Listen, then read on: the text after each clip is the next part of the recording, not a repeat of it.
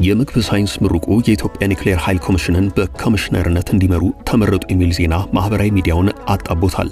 እነ ፖለቲከኛ ጀዋር መሐመድ ከካሎሪ ወደ ኪሎዋት፣ ከእንጀራ ወደ ዩራኒየም፣ ከፕሮቲን ወደ ፕሮቶን ሲሉ የቀለዱበት ሹመት የብዙዎችን ትኩረት ስቧል። የጠቅላይ ሚኒስትር አብይ አህመድ ልዩ ጽህፈት ቤት ኃላፊ የነበሩት አቶ ሳንዶካን ደበበ ኢትዮጵያ ተጀምረዋለች የተባለውን የኒውክሌር ኃይል ስራ እንዲመሩ ተሹመዋል። የመጀመሪያ ዲግሪያቸውን ከሃሮማያ ዩኒቨርሲቲ በምግብ ሳይንስና በምርት አሰባሰብ ቴክኖሎጂ ያገኙት አቶ ሳንዶካን ሁለተኛ ዲግሪያቸውን ደግሞ ከአዲስ አበባ ዩኒቨርሲቲ በምግብ ሳይንስና ኒውትሪሽን ይዘዋል። የሹመቱ መነጋገሪያ መሆንም ሚስጥሩ ያለው እዚሁ ጋር ነው። የምግብ ሳይንስና ኒውክሌር ምን አገናኛቸው የሚል እኛም የንተንተርሰን ስለ ኢትዮጵያ የኒውክሌር ኃይል አዳዲስ ጉዳዮችን ልናካፍላችሁ ተሰናድተናል። በቀዳሚነት የምንመለከተው ከ10 ዓመታት በፊት ስለ ኢትዮጵያ የኒውክሌር ኃይል በአንድ የስነ ከዋክብት ባለሙያ የተሰጠውን አስተያየት ነው። የኒውክሌር ኃይልም ሊኖረን ይችላል ሲል ይተነብያል የመጽሐፍ እውነት ይኖረናል ኒውክሌር በኮከቡ መሰረት። በስነ ከዋክብት ጉዳይ የሃይማኖት መምህራንና የሳይንስ አዋቂዎች ጉዳዩ ከሃይማኖት አስተምሮ ያፈነገጠ ነው አይደለም በሚል የሚገጥሙትን ክርክር ወደ ጎን አቆይተን ለዛሬ በጥቂቱ ይህንን እንመለከታለን። አኳሪየሶች ኢትዮጵያና ሩሲያ በትልልቁ ቴክኖሎጂ መጣመራቸውን ከባለሙያው ትንቢት አንጻር አፍታተን እንመለከታለን። ሊዮ ጠቅላይ ሚኒስትር አብይ አህመድና ሌብራው ፑቲን ያደርጉት ሰሞንኛው ስምምነት የትንቢቱ ፍጻሜ ሆኖ ይሆን? መልስ ፍለጋ አብረን እንጓዝ።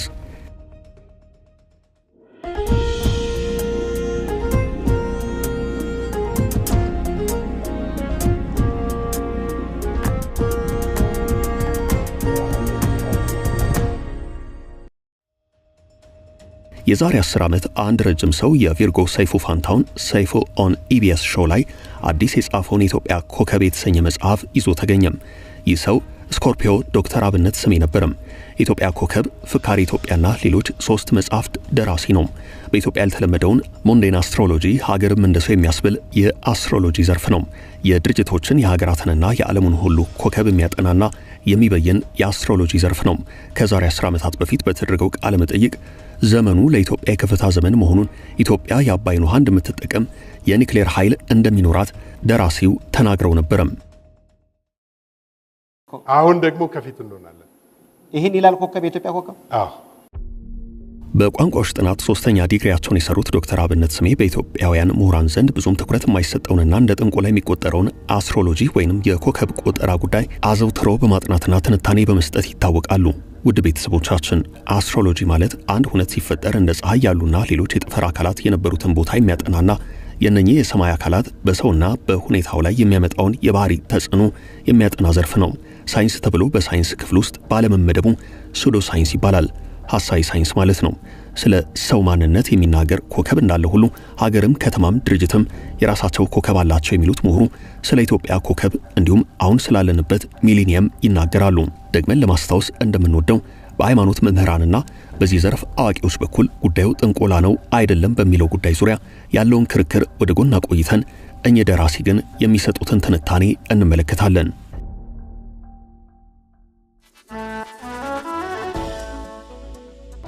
የኢትዮጵያ ኮከብ ለመሆኑ ምንድነው? በኮከብ ቆጠራ ውስጥ ኮከቦች በ12 የተከፋፈሉ ናቸው። ኮከብ 12 ቦታ ከፍሎ መናገር ተገቢ አይደለም ቢባልም በአሁኑ ወቅት ግን እየተሰራበት ያለው መንገድ ይሄው 12 ቦታዎችን የሚመለከት ነው። በዚህ አከፋፈል ኢትዮጵያ ኮከቧ አኳሪየስ ወይንም በአማርኛው ደሌው ነፋስ ነው። አኳሪየስ ከወንዝ ውሃ በሚቀዳ ሰው የሚመሰል ኮከብ ነው። የእውቀት ልህቀት፣ ሳይንስና ቴክኖሎጂ፣ ሰብአዊነት፣ የመብቶች መከበር በብዙ የሚገደው ኮከብ ነው። በዘመን አከፋፈል ውስጥ ደግሞ ያለፉት 2000 ዓመታት ወይንም ከክርስቶስ ልደት እስከ 2000 ዓመተ ምህረት የነበረው ዘመን የፓይሰስ ዘመን ይባላል። አሁን ደግሞ ያለንበትና ከ2000 ዓመተ ምህረት ጀምሮ ለቀጣይ 2000 ዓመታት ማለትም እስከ 4000 ዓመተ ምህረት ድረስ ያለው ጊዜ ደግሞ አኳሪየስ ዘመን ነው። ኮከቧ ከዘመን ጋር የገጠመላት ኢትዮጵያ ለእርሷ ጊዜው የህዳሴና የትንሣኤ ዘመኗ ነው ይላሉ ደራሲው። የወቅት ለኢትዮጵያ ለጥርጥር የከፍታዋ ዘመን እንደሚሆን ማውጣት ያልቻለቻቸው ሀብቶቿን ሁሉ ተጠቅማ ባለ መድረክ ታፍራ በመንግስታት ተከብራ የምትኖርበት እንደሚሆን ጸሐፊው በልበ ሙሉነት ይናገራሉ። በዚህ ዘመን ኒውክሌርን ጨምሮ የተለያዩ ቴክኖሎጂዎችን እንደምትታጠቅ ሰውየው ተናግረው ነበር። ይህንንም ፍካሪ ኢትዮጵያና የኢትዮጵያ ኮከብ በሚል መጽሐፍቶቻቸው ላይ በጥልቀት ይተነትናሉ። ዶክተር አብነት ስሜ ከሰይፉ ጋር በነበራቸው ቆይታ ኒውክሌር ለውጊያ ብቻ ሳይሆን ለሕክምና ለኤሌክትሪክ ኃይል ማመንጫነት እንደሚያገለግል ይጠቅሳሉ። በአሁኑ ወቅት የንግግራቸው ቃል በቃል ከኢትዮጵያ መንግስት ኃላፊዎች ዘንድ ሲነገር እየተሰማ ይገኛል። እንደ ደራሲው አባባል አኳሪየሶቹ ኢትዮጵያና ሩሲያ። ውድ የቻናላችን ቤተሰቦች ከዚህ ቀደም ኢትዮጵያ የኒውክሌር ቴክኖሎጂን ከማን ልታገኝ ትችላለች የሚል አንድ ምጥን መሰናዶ ለእናንተ ማቅረባችን ይታወሳል። ከአሜሪካ ከሩሲያ ወይንም ከፓኪስታን ብለን ያሉ እድሎችን ተመልክተን ነበርም። አሁን ግን እንደ ኢትዮጵያ ሁሉ ኮከቧ አኳሪየስ ነው ከምትባለው ሩሲያ ለኢትዮጵያ የኒውክሌር ቴክኖሎጂና የማብለያ ግንባታ ልታከናውን መርሃ ግብር ተፈራርማለች። የተባበሩት መንግስታት ድርጅት ጠቅላላ ጉባኤ ላይ ያልተገኙት ተገኝተውም የማያውቁት ኮከባቸው ሊዮ እንደሆነ የሚነገረው ጠቅላይ ሚኒስትር አብይ ከፕሬዚደንት ቭላዲሚር ፑቲን ጋር በአንድ ክብ ጠረጴዛ ታድመው ዓለም አቀፉን የኒውክሌር ሳምንት በሩሲያ ተካፍለዋል። በጽሁፍ ባቀረቡት ንግግር ኢትዮጵያ ያላትን አቅምና የኒውክሌር ግንባታዋ ሰላማዊ አገልግሎት ላይ እንደሚውል በስፋት ተናግረዋል። እዚህ ጋር አንድ አፍታ የኒውክሌሩን ጨዋታ ገታ አድርገን የተወሰኑ የሀገራት መሪዎችን የውልደት ኮከብ እንመልከት። አጤ ሚኒሊክ፣ አጤ ኃይለሥላሴና ጠቅላይ ሚኒስትር አብይ አህመድ ሊዮ ሲሆኑ ፕሬዚደንት መንግስቱ ኃይለማርያም ጄሚናይ፣ ጠቅላይ ሚኒስትር መለስ ዜናዊ ታውረስ፣ ጠቅላይ ሚኒስትር ኃይለማርያም ደሳለኝ ደግሞ ካንሰር ናቸው። ማለትም እንደ ጸሐፊያኑና እንደ ተንታኞቹ እምነት የኮከብ ምልክታቸው በዚህ የሚገለጽ ነው። ወደ ኒውክሌር ጨዋታው እንመለስ። ከዓለም አቀፍ ኒውክሌር ሳምንት ስብሰባ በኋላ በክሬምሊን ቤተ መንግስት ከቭላዲሚር ፑቲን ጋር የሁለትዮሽ ውይይት ያደረጉት ጠቅላይ ሚኒስትር አብይ በቀጣይ ፑቲን ወደ አዲስ አበባ ሊመጡ እንደሚችሉ በማህበራዊ ትስስር ገጻቸው ፍንጭ ሰጥተዋል። ከመሪዎቹ ውይይት በኋላ እንደሚታወሰው ኢትዮጵያና ሩሲያ የኒውክሌር ልማት ፕሮጀክት ስምምነት ተፈራርመዋል። በኢትዮጵያ የኒውክሌር ኃይል ማመንጫ ፕሮጀክት ልማት ዙሪያ በሮሳቶምና በኢትዮጵያ ኤሌክትሪክ ኃይል መካከል የድርጊት መርሃ ግብር ፊርማ ተከውኗል። ፊርማውን የሮሳቶም ዋና ስራ አስፈጻሚ አሌክሲ ሊካቼቭና የኢትዮጵያ ውጭ ጉዳይ ሚኒስትር ጌዲዮን ጢሞቴዎስ ቭላዲሚር ፑቲንና አብይ አህመድ በተገኙበት ተፈራርመዋል። ሮሳቶም የሩሲያ መንግስት ንብረት የሆነ የንግድ ኮርፖሬሽን ነው።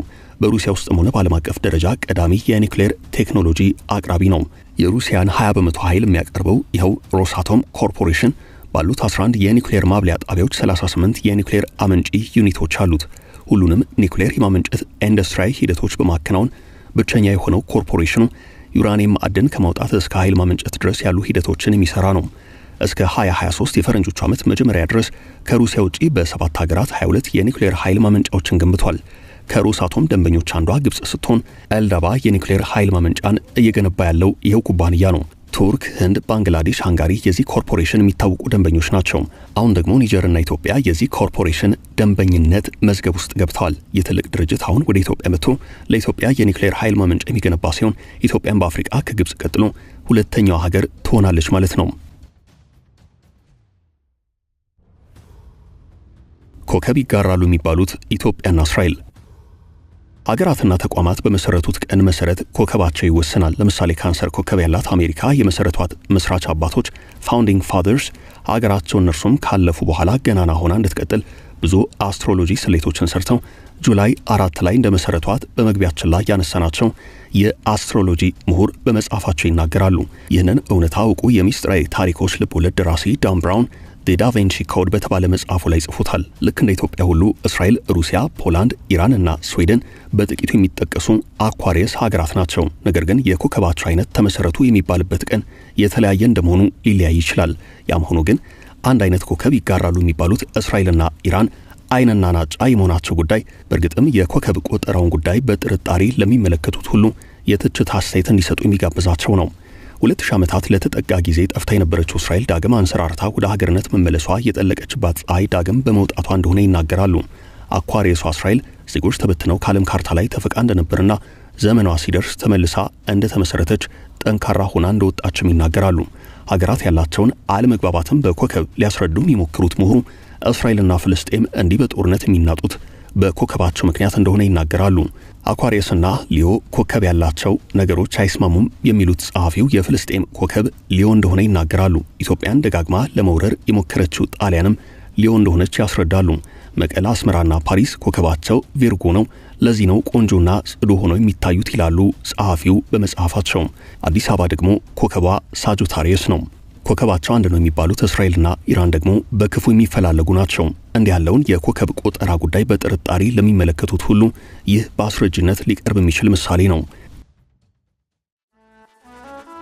ኢትዮጵያና የካቲት ህዝባዊ አመፅን ጨምሮ ኢትዮጵያ ብዙ ዋና ዋና የሚባሉ የሀገሪቱን አካሄድ የቀየሩ ክስተቶች የተፈጸሙት በየካቲት ወር ነው። ብዙዎችም ፖለቲከኛ ወር ሲሉ ይጠሩታል። ኢትዮጵያ ትልቁን ባህር ወደቧን ምጽዋን ያጣችው የካቲት 9 በተካሄደ ጦርነት ነው። ህወሓት የተመሰረተው የካቲት 11 ነው። የካቲት ላይ በተነሳ አመፅ ደርግ ስልጣን ያዘ። ንጉሱ ወደ ዘብጥ ያወረዱ። አህመድ ኢብን አልጋዚ በተለምዶ አህመድ ግራኝ የካቲት 12 በጦርነት ተገደለ። የካቲት 5 1847 ደጃች ካሳ ዳግማዊ አጤ ቴዎድሮስ ተብሎ ነግሶ ዘመነ መሳፍንት ተቋጨ። የካቲት 12 ንግስተ ነገስታት ዘውዲቱ የኢትዮጵያ ንግስት ተብለው ዘውድ ጫኑ። እንዲህ ያለን ከቁጥርን ብዙ ታሪካዊ ክስተቶችን ማንሳት እንችላለን። ዶክተር አብነት ስሜ ለዚህ መገጣጠም የተለያየ ምላሽ አላቸው። ለምሳሌ አሁን ያለው ሚሊኒየም ኮከቡ አኳሪየስ ነው። በአመት ውስጥ አኳሪየስ ከጥር 14 እስከ የካቲት 15 ያለው ጊዜ ነው። ስለዚህ የሀገሪቱ ኮከብ አኳሪየስ መሆኑ የካቲት ላይ ተደራራቢ ክስተት እንዲፈጠር አድርጓል ይላሉ።